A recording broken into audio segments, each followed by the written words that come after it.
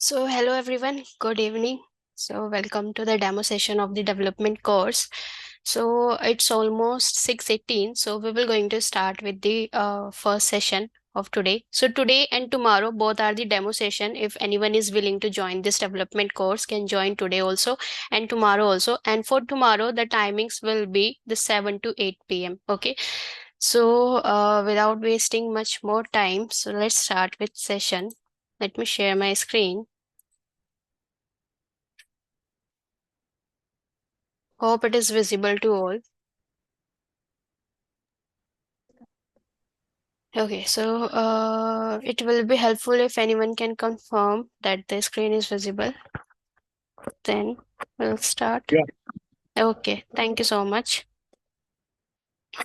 So let me first tell you that this development course will be going to contain all the development topics which we are having. So starting from the introduction to the Apex, then we're going to have the collections in the Apex, whatever the collections we will going to use. Then we have the Apex triggers, Apex classes, asynchronous Apex integration, and the finally web components. So these all are the main topics which we will going to cover in this development course, and the duration for this course will be around 2 months. In this course, with the scenarios we will going to share related to all the topics, plus the projects will be there to work on, so that you can get an experience how we used to work on the real time projects. Okay, so this is about the project. And today, what we will see, this is today will be the theoretical session. Theory will be there related to the Apex, how we used to write the Apex classes, data types, what these things are, how to create the class. Okay, and then from tomorrow, most probably, we will going to start with collection, and then moving forward, scenarios and the questions will be the more, theory will be less. Okay, so now let's start. So the first thing come is the Apex. So in the Salesforce, as you know, that we have the force.com platform on which we used to perform the coding or the customization, whatever we want to do. And the language which we use to do all these customization is the Apex. So Apex is the language which we will going to use. So what is Apex here? Apex is the programming language developed by the Salesforce. It is strongly type and the object-oriented programming language. So these two are the main points here. That is the strongly type and the object-oriented programming language. Okay, that is OOPS. We also know call it as the OOPS. The strongly type and the OOPS concepts it will going to follow. So we will see what is strongly type when we work on the Apex class. Okay, when we create this, then we will going to understand this the term what is strongly type. Now here comes the OOPS concept. So what is this object oriented programming language?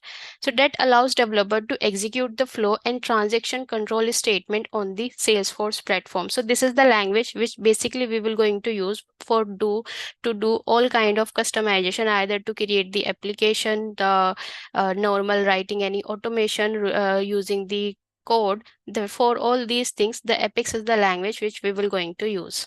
So OOP is a programming pyramid based on the concept of object which can contain data in form of fields, attributes, or the properties. So those who are already aware about the any kind of language like Java, C, or C++, so they might have heard about this term, that is the OOPS, what OOPS concepts. Okay, so because all those language are also based on the OOPS concept only, similarly Apex is also based on this OOPS concept. So here, what is the concept of the OOPS? Basically, it will going to help us in creating the objects, which is object is nothing, a blueprint, or we can also call it as the class. Okay, so which contains the data in form of fields, attribute or properties, and code in the form of procedure, methods, or the functions. So here is the main key points which comes under the OOPS concepts are the encapsulation, inheritance, polymorphism, and the finally we are having the abstraction. So these four are the main points we are having in the OOPS concepts. So let's for now just take a look to the theory that what are these terms, because to explain them on the code, you need to first aware about the classes, that how to create class, what are methods, the data types, then only we can able to go for the demo for this encapsulation, inheritance, and all. Okay, so what is encapsulation here? Encapsulation is like wrapping up the data and the method within the box. Okay, so if anyone is familiar about the classes or any kind of language, so we used to create the class. In that class, we used to have different variables and the method. And the wrapping of all these things will going to known as the encapsulation. So it's a wrapping up the data and the method within the box so that they can be protected from the outside interference and can only be accessed or modified through the control channels. So access modifiers we used to have, which we will see what are access modifiers. Using that, we will going to define whether this box can be okay. Please try to mute yourself. Okay, so based on that access modifier, we will going to tell whether this box can be shared by the other classes or not. Okay, so this going to help me to keep my code organized and the secure. So encapsulation is very important, and whenever we will going to work with any kind of language which is based on the OOPS concept, then automatically this encapsulation term will going to come. Okay, so it's like imagine you will going to have a car or any kind of thing you can imagine, like car is there. Okay, any shop is there. In the shop we used to have different products. Okay, so like in a car we used to have its different properties, like its model number, its size, its color, what is the speed, what is the mileage it is giving. Okay, so all these things are comes under the properties of this car. So here in this case, if we take the example in case of encapsulation will involve marking its properties like speed or the fuel level as a private, so that they can't be accessed directly from the outside the class. Instead, you would provide public methods like accelerate or the refuel to control how these properties are accessed or modified, ensuring data integrity and the security. So like suppose in this case, if we take example of car, so in the car we used to have different properties like its fuel, okay, its mileage, what it will going to give me, what is the color of the car. Okay, so they are currently encapsulated in a box. Okay, so that no one or the other classes cannot directly interact with this class and access the properties of my car. Okay, so this security is provided with the help of encapsulation. Now the next term comes here is the inheritance. As the name says, inheritance, which means that something will be inherited from the parents. Okay, so if we take an example of our parent and the child, so child used to inherit some of the things from their parents. So similarly in this OOPS concept also, there is a class is used to be there and their subclasses are also used to there. So in the subclasses, what happens that whatever the parent class is there for that subclass, it will going to inherit some of the properties from their parent. So this is the inheritance concept we are having in this OOPS. So it allow a class, that is the subclass, to inherit property and the behavior from the another class, that is the parent class or the superclass. So this promote code reuse and establish a hierarchy among the classes. So why this is useful? Because so this will be useful in the code reusability also. Okay, and it also help me to achieve the hierarchy among the classes. So like suppose there some common method is there in the parent class and there is a need to use that particular code or logic or that method in the multiple classes also. So instead of creating every time the similar method or the logic in each and every class, we will going to make it or create in a one class and inherit in the subclasses. Okay, so this is the concept of inheritance. Now the next comes is the polymorphism. So in the case of polymorphism, what happens? So it's like a single class is having the many forms. Okay, so in this way, so this is the one class is there, we can call it as the parent class, and there is the another classes are there like C1, C2 and C3 and C4. So all these classes are known with the name of this parent class. So the single class is having its number of forms. So this is known as polymorphism, the ability of for the object of different classes to be treated as object of a common superclass. So these multiple classes will going to have their common parent class or the super class, and if you want to access any property from this class, you can directly access using this parent.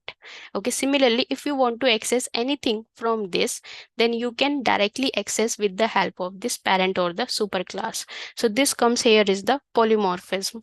Now the next comes is the abstraction. So again, abstraction is also the important term which we will going to use in our Apex classes also. You will see when we normally work with the web services and with the asynchronous Apex, then you will see that the abstractions we will going to use. So here, the abstraction is the process of hiding complex implementation details and showing only the necessary features of an object or the system, making it easier to understand and use. So like suppose there is a object is there with the name car, and in this car we are having different properties like its fuel, okay, its mileage property, its color and all. So in this case of fuel, some calculations were done. Okay, so to calculate the fuel and the mileage, some calculations were done. So all those calculations were done in this car object. Okay, now the same thing I want to use in some other classes. Okay, so some other object is there, like suppose customer is there who wants to buy this car. Okay, so to this customer, I will not going to share any kind of calculations which we did in this fuel to calculate the fuel value. Okay, I will directly only going to share the actual or the final value which is calculated by with the help of all these calculation or the logic we have added here. Okay, so this is known as the abstraction, that instead of showing all the complexity we will going to do, we will only going to share the detail which is only needed, like the value, final value I need, what is the fuel percentage and what is the mileage it will going to give me, and what is the color. I don't want the combination, the final color you created with the combination of multiple colors, so that I don't want. I only want that final color, what is the final color of the car. So all these details only we will going to share which is necessary, not the things which are used to calculate these. Okay, so this term will going to known as the abstraction. So these concepts provide a framework for creating modular, reusable, and maintainable code, promoting principles like modularity, flexibility, scalability, and the software development. So these four are the main feature, or the OOPS concepts are the main in the Apex programming, which will going to help you to create to make your code secure, modular, reusable, okay, and maintainable. Okay, flexibility, scalability, all these things will going to come from where? From the OOPS concepts. Or why these all features are there? Because of the OOPS concepts.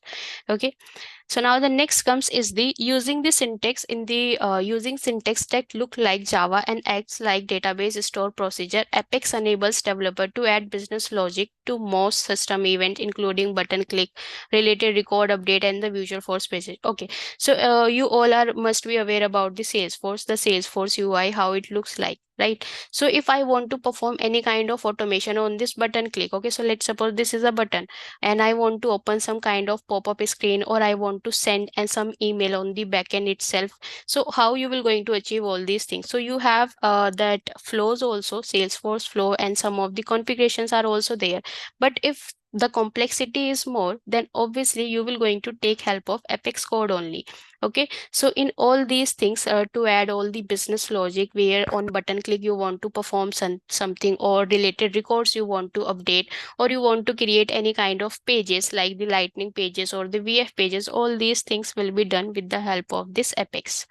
Okay, so now in which different edition this Apex is available? So in all the edition of Salesforce, it is not available. It is available in the enterprise, in the performance, unlimited, and the developer is the one which we are using, okay, for the Salesforce learnings. And these all are the client orgs or the purchased org. Okay, and then finally the database.com edition. So which one is the edition in which the Apex will not be available? So the one is the starter pack. Okay, so this is the very basic one, basic edition, and the next is the professional edition. In the both the edition, we will not going to have the Apex.